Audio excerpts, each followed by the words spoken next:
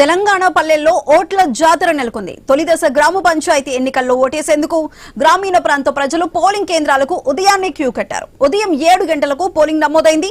మధ్యాహ్నం 1 గంట వరకే పోలింగ్ సమయం. అయితే తర్వాత మధ్యాహ్న భోజన విరామం గంట పాటు ఉంటుంది. ఆ తర్వాత మధ్యాహ్నం 2 గంటల నుంచి ఓట్ల లెక్కింపు చేపడతారు ఎన్నికల అధికారులు. అయితే దీనితో ఉదయమే ఓటు వేయడానికి వచ్చిన ఓటర్లతో ప్రస్తుతం పోలింగ్ కేంద్రాల దగ్గర క్యూలు కనిపిస్తున్నాయి. తొలిదశ పంచాయతీ పోరులో 3,834 సర్పంచ్ పదవులకు 27,628 వార్డు పదవులకు పోలింగ్ జరుగుతోంది. దీంతో గ్రామీణ ప్రాంతాల్లో రాజకీయం వేడెక్కిందని చెప్పాలి. పల్లెల్లో ఎవరిని కదిపినా ఎన్నికల గురించే చర్చ నడుస్తోంది. ఉపాధి కోసం పట్టణాలకు నగరాలకు వలస వెళ్లిన వారు కూడా పోలింగ్ కు సొంతూళ్లకు రావడంతో ఆత్మీయుల పలకరింపులో ఒకవైపు అభ్యర్థుల విన్నపాలతో సందడిగా ఉన్నాయి తెలంగాణ పల్లెలు. బ్యాలెట్ పద్ధతిలో జరిగే ఎన్నికలు కావడంతో మరింత ఆసక్తి నెలకొంది. ఈవీఎంలకు జనాలు అలవాటైన 5 ఏళ్లకు ఒకసారి వచ్చే పంచాయతీ ఎన్నికల్లోనే బ్యాలెట్ ఉపయోగిస్తున్నారు. ఇందులో ప్రధాన పార్టీల ఎన్నికల గుర్తులు ఉండవు. రాజకీయ పార్టీలో అధికారికంగా ఈ ఎన్నికల్లో పోటీ చేయలేవు.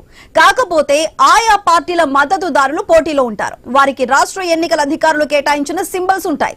ఆ గుర్తులను గుర్తు పెట్టుకుని ఓటు వేయాలి. ఈ విషయంలో గ్రామీణ ప్రాంత ఓటర్లు చాలా చైతన్యవంతులు. అదే లోకల్ ఫైట్ లో కనిపిస్తోంది.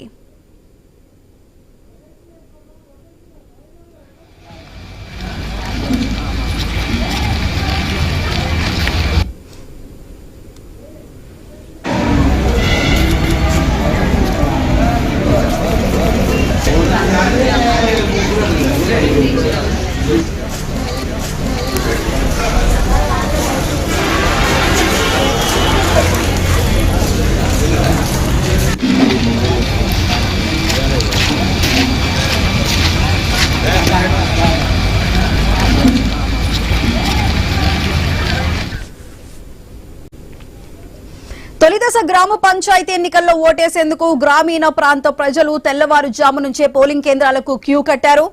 ఊర్ల నుంచి వచ్చిన వలసదారులు కూడా నగరాల్లో పట్టణాల్లో ఉంటున్న వారు కూడా ఉదయాన్నే వచ్చి క్యూలు కడుతున్న పరిస్థితి ఉంది. అయితే ప్రస్తుతం ఉమ్మడి కరీంనగర్ జిల్లాలో కొండ్రావుపేటలో మా ప్రతినిధి ప్రశాంత్ లైవ్ లో మరింత సమాచారాన్ని అందించడానికి సిద్ధంగా ఉన్నారు. ప్రశాంత్, చెప్పండి, ప్రస్తుతం అక్కడ ఉమ్మడి కరీంనగర్ వ్యాప్తంగా పోలింగ్ ఏ విధంగా కొనసాగుతోంది? ప్రస్తుతం అక్కడ ఏర్పాట్లు ఏ విధంగా ఉన్నాయి? ఇప్పటికే 2 గంటల సమయం గడిచింది. ఉదయం 7 గంటలకు మొదలైన పోలింగ్. ఈ 2 గంటల సమయంలో ఎంత మేర ప్రజలు వచ్చి ఉన్నారు? దీనికి సంబంధించి పూర్తి అప్డేట్స్ ఏంటి? రైట్, మీరు అన్నట్టుగా మొదటి దశ పోలింగ్ కి సంబంధించి ఉదయం 7 గంటల నుంచి మొదలైంది.